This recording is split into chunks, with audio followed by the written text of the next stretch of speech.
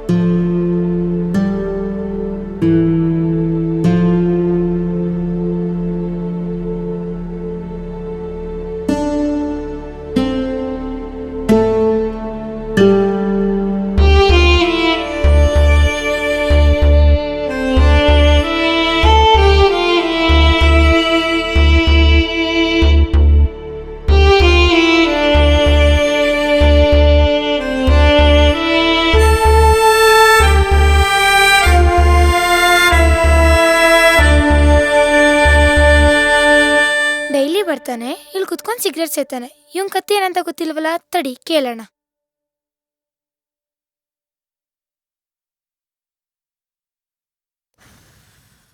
ಹೋಯ್, ನಾನ್ ಡೈಲಿ ನೋಡ್ತೀನಿ, ಅಂಗಡಿಗೆ ಹೋಗ್ತೀಯಾ, ಸಿಗರೇಟ್ ತಗೋತೀಯ, ಇಲ್ಲೆಲ್ಲ ಬಂದು ಕುತ್ಕೊಂಡು ಸೇತ್ಯಾ. ಏನ್ ನಿನ್ ಕತೆ? ಯಾಕೆ, ನಿಂಗೇನ್ ಪ್ರಾಬ್ಲಮ್ಮ? ದಾಗೆ ಭಯಂಕರ, ಹೋಗೆ ಹಾನಿಕರ. ಇವೆರಡು ಗೊತ್ತಿದ್ರು ನೀನ್ ಸಿಗರೇಟ್ ಸೇತಿದ್ಯಾ ಅಂದ್ರೆ ನಿನ್ ಕತೆ ಆರೋ ಆರ. ಚೆನ್ನಾಗಿ ಮಾತಾಡ್ತೀಯ. ಏನ್ ಬೇಕು ನಿಂಗೆ? ಬಂದಾಗಿಂದ ಕೇಳ್ತಾ ಇದೀನಿ, ಯಾಕೆ, ಏನು, ಎತ್ತ ಅಂತ. ಮತ್ತೇನ್ ಬೇಕು ಅಂತ ಕೇಳ್ತಿದ್ಯಲ್ಲ, ನಂಗೆ ಉತ್ತರ ಬೇಕು. ಬಾಯಿಲಿ.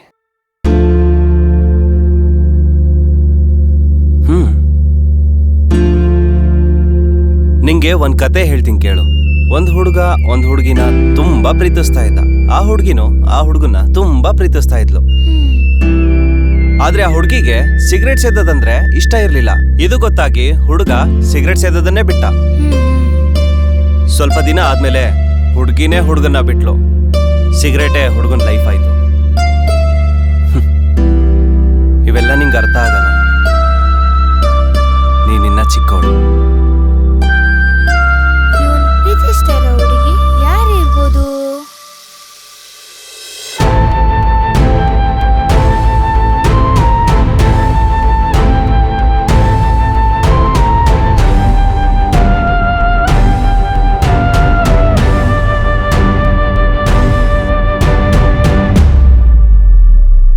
ಹಾಯ್, ಈ ಕಥೆಲ್ ನೀನು ಹೀರೋ ಅಂತ ಗೊತ್ತಾಯ್ತು, ಆದ್ರೆ ಹೀರೋಯಿನ್ ಯಾರು ಅಂತ ಗೊತ್ತಾಗ್ಲಿಲ್ವಲ್ಲ.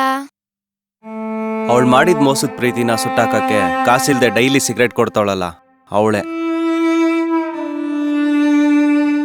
ಹಂಗಂದ್ರೆ ಅವನ್ ಪ್ರೀತಿಸ್ತಾ ಇರೋ ಹುಡುಗಿ ಆ ಬೇಕ್ರಿ ಅವಳೆ ಅನ್ಸುತ್ತೆ.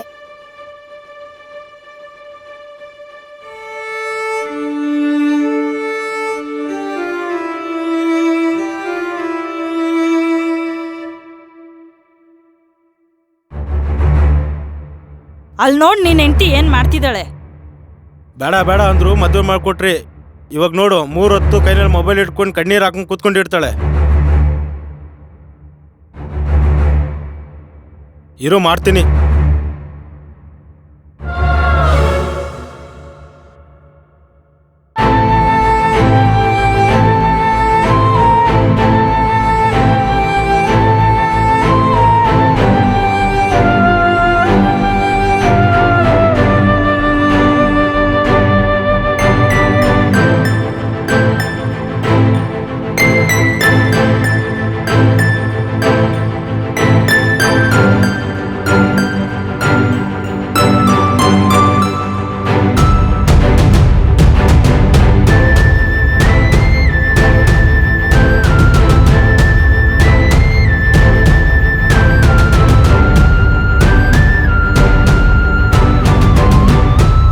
ಮದುವೆ ಆಗಿ ವೈಫ್ ಆಗ್ತಾಳೆ ಅನ್ಕೊಂಡೆ, ಆದರೆ ಸಿಗರೇಟ್ನೇ ಲೈಫ್ ಮಾಡಿಬಿಟ್ಲು.